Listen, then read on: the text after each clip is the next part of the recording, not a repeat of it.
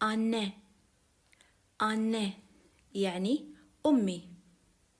بابا بابا يعني أبي.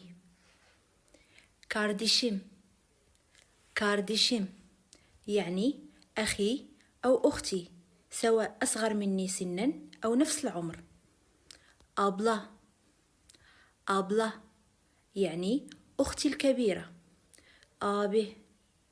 abi يعني أخي الكبير. teyze يعني خالتي. dayı يعني خالي. amca يعني عمي.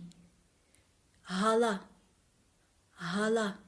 يعني عمتي. dede يعني جدي. anneanne يعني أمي، جدتي أمي. babaanne جدتي أبي.